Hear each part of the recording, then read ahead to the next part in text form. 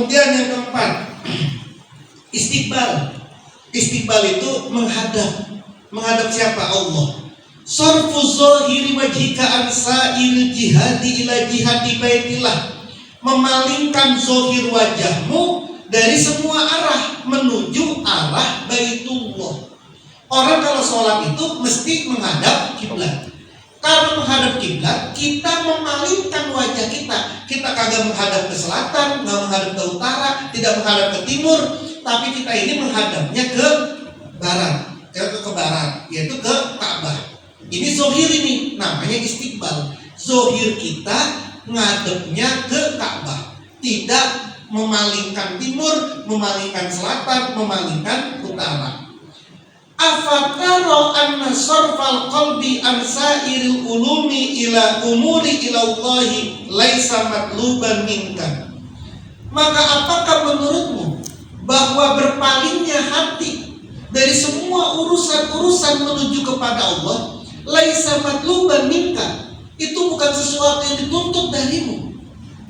Kalau zohirmu saja nih, zohir kita ini sholatnya ngadep kiblat, berarti ngadep ke Baitullah. Kalau zohirnya aja disuruh ngadep ke Baitullah, masa menurutmu hatimu nggak suruh ngadep ke Allah? Berarti hatimu ini harus gudur, menghadap juga hatinya ini kepada Allah. Bahkan kalau terjadi sesuatu yang uzur, kita nggak bisa menghadap ke kiblat, ke arah kiblat, itu masih boleh. Anda pengen ngadep kemanapun masih boleh. Kalau memang ada uzur, tidak bisa menghadap kiblat. Tapi kalau hati nggak ada uzurnya, misalnya gini, hati ini kan harus menghadap kepada Allah. Lagi subuh banget, bolehlah ngadep kemana aja hatinya, boleh nggak? Tapi kalau fisik kita, boleh nggak ngadep ke kiblat? Boleh kan? Kalau lagi ada perjalanan kah? Kalau kita lagi di mana, nggak di hotel, waduh nggak tahu nih mana kiblatnya. Kompas juga kita nggak ngerti, di hotel kamar kemudian kita nggak tahu mana arah kiblatnya, nanya juga nggak paham gitu ya. Ya udah, sholat kemana saja. Aina matuwalu fasama wajhullah. Kau menghadap kemana pun di sana ada wajahnya Allah. Kalau sholat ngadep mana aja boleh. Bahkan kalau lagi perang, sholatul khauf, lagi perang, Anda sholat ngadepnya musuh. Kalau kemudian musuhnya ada di sana, Anda sholat ngadep ke kiblat, ngadep ke sana, mati Anda semua. Kalau musuhnya misalnya kan di timur, Anda sholat, ya sholatnya ngadep ke sana. Kalau di barisannya tertentu ya, Anda pasti ngadepnya ke musuh lah. Masa musuh di sana, Anda ngadepnya ke sana, berarti Anda nggak belakangin musuh, ya habislah Anda di belakang, dihancurin. Itu masih boleh, badannya tidak ngadep ke kiblat, masih boleh badan itu. Tapi kalau hati nggak boleh, nggak ada dalilnya. Lagi pusing banget, lagi banyak masalah, boleh menghadap ke urusan uangmu, boleh menghadap urusan pasar, lagi sholat, boleh. Nggak ada dalilnya, nggak ada itu. Nah maka istiqbal di sini, zohirnya kita aja wajib untuk ngadep ke kiblat. Bagaimana hati? Qala Rasulullah sallallahu alaihi wasallam, "Iza qamal abdu ila sholatihi." Kalau seorang hamba ini bangun untuk sholat, fakana hawahu wa wajhuhu wa qalbuhu ila Allah azza wa jalla. Hasratnya, keinginannya, wajahnya, hatinya itu menuju kepada Allah. Insorofa kayaumin wa kayauma waladathu ummu, maka dia selesai dari sholatnya kayauma waladatu ummu, seperti hari dilahirkan dari ibunya. Nggak usah nunggu 1 Syawal, nggak usah nunggu Idul Fitri. Anda sholat isya, besok sholat subuh, hatinya ngadep Allah, wajahnya ngadep Allah, keinginannya ngadep Allah. Selesai sholat subuh, udah Idul Fitri, seperti bayi dilahirkan. Gimana? Ya kita udah punya zikir hofi, Allah, zikir hofi. Kalau di jamaah jadi makmum, zikir hofi. Kalau sholat sendirian, ya bacanya itu dimengerti. Fatihahnya dia paham, Dia tahu, dia ngikut nih. Jangan cuma alhamdulillah balik gitu. Dia otomatis tuh mulut yang sering kita sampaikan. Mulutnya otomatis, tapi nggak nyampe kemana-mana hatinya. Ada salat subuh 2 rakaat, hatinya, keinginannya, wajahnya hadap ke Allah, kepada Allah. Maka kata Nabi, insorofa kayoma waladukumu. Selesai kau salat 2 rakaat itu, Idul Fitri sudah kamu. Gak usah nungguin besok Idul Fitri. Udah selesai kamu ini. Segitu loh gampangnya. Meskipun kelihatannya gampang, tapi ini kan perlu latihan. Bisa nggak dua rakaat itu fokus kemudian kepada apa yang kita lakuin? Itu namanya hudurul qalbi indal istiqbal, hadirnya hati ketika menghadap ke kiblat. Zohirnya wajib menghadap kiblat. Tapi kamu jangan nyangka zohirmu aja wajib menghadap kiblat, masa hatimu itu gak wajib menghadap kepada Baitullah, hatimu kepada Allahnya. Wa ammal iktidalu qa'iman. Yang kelima, adapun iktidal berdiri, fa inna ma huwa masulun bi musawwalun bisaksi. Itu berdiri lurus, disaksi dengan zohir kita, tegak lurus.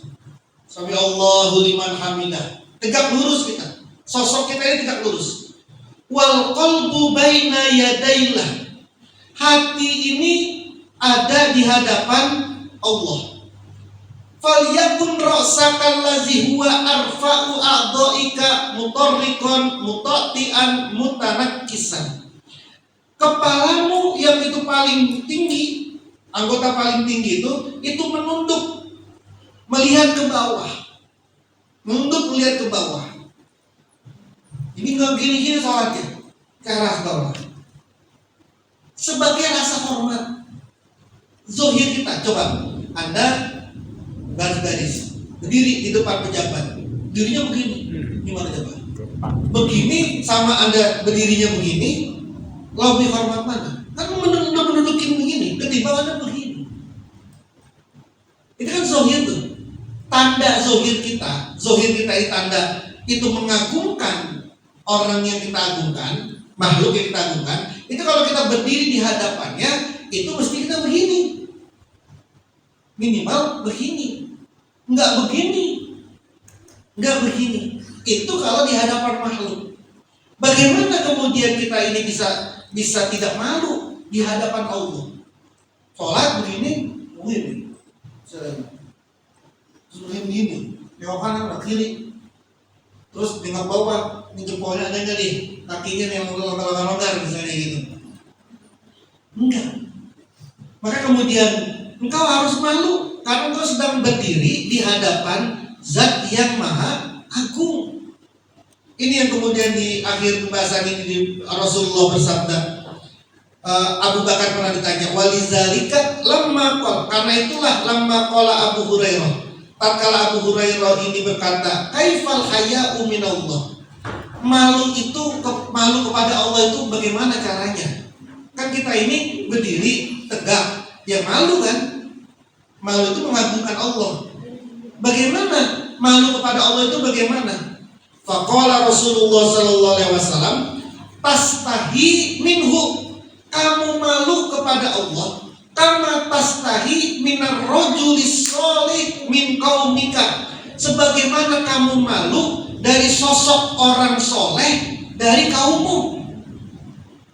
Dan riwayat yang lain min ahlika, dari keluargamu. Sekarang nih kita nih di kampung ada orang yang sangat terhormat, pemuka. Kemudian kita di hadapan dia itu bagaimana?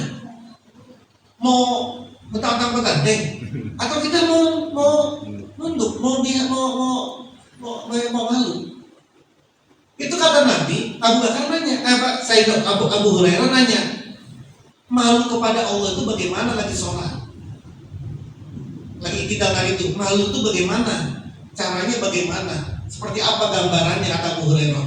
Kata Rasul, kamu malu kepada Allah itu seperti kamu malu dari sosok orang soleh, pemuka, tokoh yang ada di kaumnya, yang ada di kaummu. Misalnya gini, Anda sholat nih berjejer sama orang umum, sama Anda sholat di samping Anda kiai, beda nggak? Beda nggak misalnya? Beda nggak sholatnya? Kan beda. Itu baru di depan itu. Kayak begitulah malunya itu. Kayak begitu malunya. Jadi hadirkan ya seperti itulah kau lagi menghadap kemana.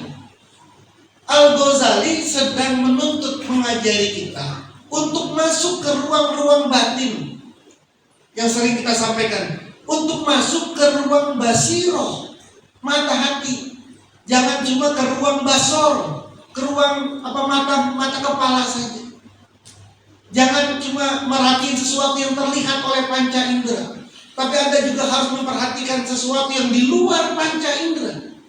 Karena betapa banyak agama ini hampir 100% isinya sesuatu yang di luar indera mata, di luar panca indera.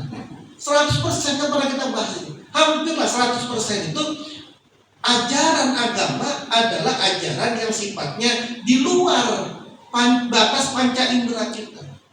Maka kemudian dalam Al-Baqarah yang pertama kali disebut tandanya orang bertakwa adalah allazina yu'minuna bil ghaib. Itu yang pertama kali tuh. Orang bertakwa itu orang yang beriman dengan yang gaib. Kalau dia udah gak beriman dengan yang gaib itu kan berarti kan di luar panca indera. Namanya gaib. Gaib itu ya di luar panca indera, gak bisa dilihat, gak bisa dirasa. Di luar panca indera itu namanya gaib. Kalau orang itu udah percaya sama yang gaib, dia bisa sholat kan gitu. Dia baru bisa yuqimuna sholat, wa yutuna zakat, wa bil akhirati hum yuqinun. Baru bisa semua itu dia.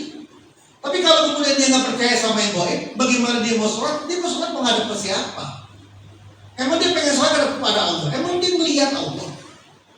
Emang matanya bisa melihat Allah? Dan kemudian dia puasa dan sebagainya macam? Kan nggak bisa. Gitu ya. Jadi Al-Ghazali di sini mengajarkan kepada kita untuk Anda masuklah ke ruang-ruang yang sifatnya basyirah, jangan cuma ke basor. Ketika lagi iktidal, engkau seakan-akan sedang ada di depan hadratnya Allah Subhanahu wa Ta'ala. Kau malu seperti kau malu sedang berhadapan di sosok pemuka yang soleh.